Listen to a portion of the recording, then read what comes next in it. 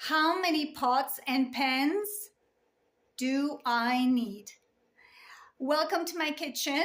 Hi, this is Diane of Minimize to Maximize, where I take you on a journey to minimize clutter and maximize life, enjoyment, simplicity, serenity, anything that brings you joy and fulfillment.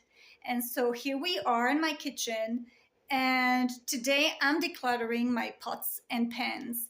I have done this in the past, but I've realized something super important by asking myself the simple question: how many pots and pans do I actually need for me and my family of 3 people? Well, regardless of the number of people in my house, the reality is that I have to deal with this cooktop. What do you call it? Cooktop stove, or like I have this is where I cook my food. And the reality for me is that I have 4 burners. So I cannot put more pots and pans than 4 burners at any given time. And so in full logic, if I use both sides of my brain, both the emotional side and the logical part of my brain, if I'm cooking or anybody in my family is cooking, we're not going to have the ability to put more than 4 pots and pans. So I've decided to declutter a few, and I'm going to show you straight away the ones that I'm keeping. I am going to keep, I don't know if you see, 2 stainless steel pots, saucepans, so I can cook my rice or potatoes or make a stew or anything like this. So both of those would work, and they come with the lid. So every pot and pan has its own fitting lid. So it's a smaller one and a bigger one.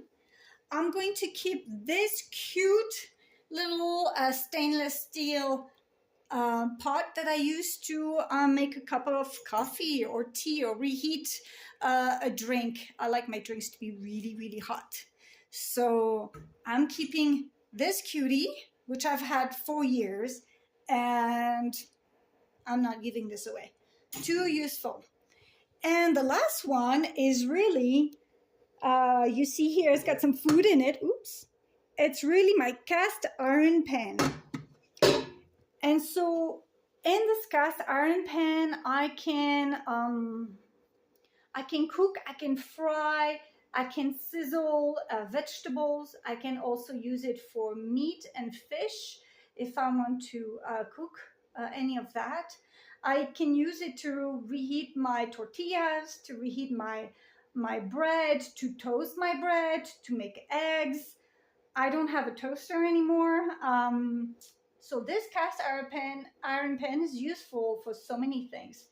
And so here we have it. 4. I'm keeping 4. Now I do have a bonus large Instant Pot that I'm going to show you right here. I don't know if you see it. There it is. So this Instant Pot can make huge quantities of food. It's very large, and I can slow cook into it. I can make a stew, vegetable or meat fish stew. I can make yogurt technically, but most of the time I use it to pressure cook grains like legumes. Most of it legumes. Oops, like beans, chickpeas. Any kind of thick legume that takes a long time to cook, and pressure cooking helps to speed up the cooking process. Technically, I can make yogurt in that Instant Pot, so very cool. And what else do I use it for? I think that's about it. Oh yes, grains that are kind of more hearty, like brown rice, wild rice, red or black rice. Those have like a thicker husk, so it takes longer to cook. So if I want to speed up the process, I can use the Instant Pot. You can do your rice in there, regular rice. And you can also reheat your food, your soups, all of that. So it's useful. It takes a lot of counter space, but for now, it works for me and my family. So let me show you the pots and pans I've decided to let go of, and so that I can only keep these 4 ones here on my stove.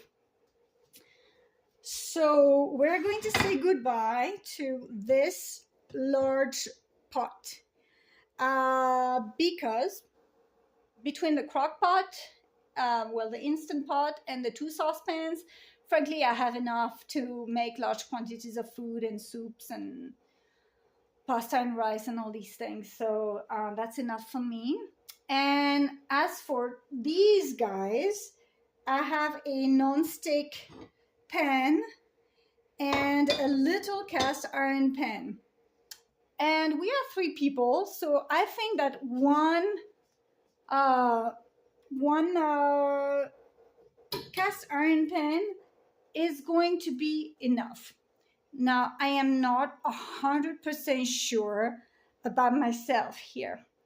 So what I'm going to do, instead of letting go of these items I'm decluttering, I'm going to store them away for a little while and forget about them. So for me, I'm going to store them in my crawl space. I have a place under the house that's kind of our garage, attic, things like that. So I'm going to try to forget about it, and if I really need it, I can go and fetch it. But most likely I won't, but I just want to double check that. So that's my tip for you. For you, you might have a shelf high up that's kind of hard of reach, or like a tub, a plastic tub, or anything that would cover up the item so you don't look at it and you don't think, oh, I should use it. So try to get it out of your sight and use what you have decided to keep and use it fully with your full creativity. And what you might realize is that those items that you stored out of your sight, you might not need them at all, and then you can let go of them. So I call this the pause button, if you will, or the pause. For you, could be a bucket, it could be a container, pause container, pause shelf, where you put the item that you think you want to declutter. It's kind of a question mark. You're testing it out. And so by doing this, you still commit to letting go of them if you haven't used them in, let's say, a week or 30 days. Whatever feels right for you. So for my pots and pans here that I'm going to declutter, I'm going to use my pause button or bucket, if you will, for about 30 days. And then if I haven't used them in 30 days, they go. I can sell them. I can give them away. That's how I'm going to do it. So I'm very happy about this realization. Ask yourself, how many pots and pans do I actually need when I am cooking? And for me, 4 burners, that's really the maximum that I can use at any given time anyways. And so let's see if it works. Take care, guys. I hope this was a helpful tip. And I will see you on the next video. Please remember to subscribe on my channel, which is Minimize to Maximize.